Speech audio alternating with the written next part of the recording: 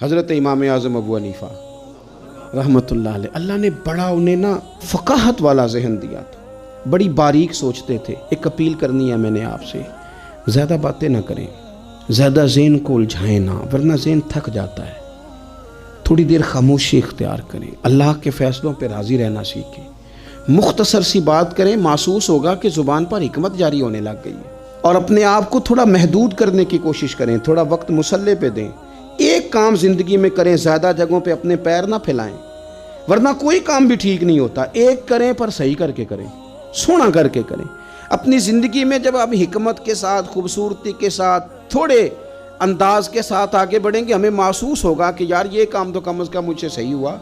آپ جس شعبے میں اس میں کمال پیدا کریں، لیکن کہنا مجھے سارا ہی پتہ ہے، میں سب ہی جانتا ہوں، میں ہر چیز میں الجھوں گا،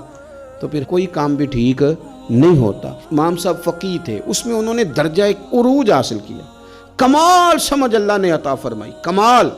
اور وہ اس طرح کی رائے دیتے تھے کہ بڑے بڑے سمجھدار لوگ کہتے تھے کہ کمال ہوگی، بلکہ ان کے اساتذہ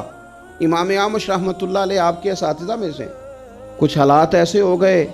کوفے میں، گرد و نواح میں، کہ گندم کم ملتی تھی، مہنگی ہو گئی، کوئی قحط کا دور تھا۔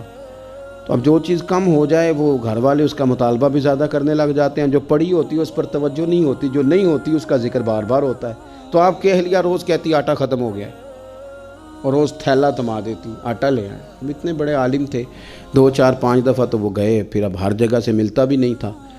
تو انہوں نے پھر تھمایا تھیلا، تو سمجھایا کہ نہ اتنا تنگ کرو، تھوڑا گزارا کرو، سب کے ساتھ ہی حالات ہیں۔ وہ پھر انہوں نے کہا تو غصہ بھی بندہ ہو جاتا ہے، تو غصے میں کئی دفعہ ہم ایسی بات بھی کرتے ہیں جو بعد میں ہمارا خیال ہوتا ہے کہ نہیں کہنی چاہیے تھی، یہ ذرا زیادہ ہو گئی یار، خود پچھتاوا ہوتا ہے، مانے چاہے نہ مانے، احساس ہوتا ہے کہ یہ جملہ تیز نکل گیا، نہیں کہنا چاہیے۔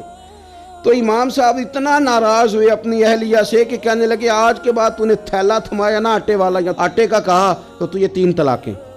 تو فارغ ہے میری طرف سے۔ بڑھاپا ہے، اتنی عمر ہے، اتنے سخت بات کہہ دی، اہلیہ رونے لگی، امام صاحب بھی پریشان ہو گئے۔ بعد میں انہوں نے پیغام دیا اب کرنا کیا ہے، کہنے لگے کچھ سوچتا ہوں۔ آپ کی اہلیہ کو پتہ تھا کہ امام اعظم ان کے شاگرد ہیں، ہمارے بڑے فرما بردار ہیں۔ انہوں نے 1 2 دن کے بعد پیغام بھیجا کہ اب آٹا بھی ختم ہے، کہنا بھی ان کو ہی ہے، اور انہوں نے بڑی سخت بات کر دی ہے کہ اب کہا تو 3 طلاقیں۔ تو امام صاحب سے مسئلہ پوچھا کہ اب بتائیں کرنا کیا ہے، پیغام بھی انہی کو دینا ہے، شوہر بھی میرے یہی ہیں، پردہ دار عورت ہوں، کسی سے بات بھی نہیں کر سکتی، اور انہوں نے کہہ دیا اگر آٹے کا میسج دیا تو 3 طلاقیں۔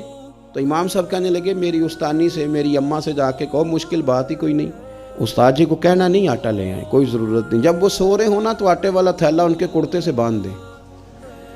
اٹھیں گے تو خود ہی سمجھ آ جائے گی کہ آٹا گھر میں ختم ہے۔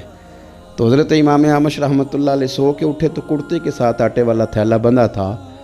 دیکھ کے مسکرا پڑے، کہنے لگے بتاؤ ابو حنیفہ کے پاس کون گیا تھا، بتاؤ مسئلہ کس نے پوچھا ہے، جا کے وہاں سے کون سبق یاد کر کے آیا ہے جو یہاں آ کے وہ ہمیں بتا رہا ہے۔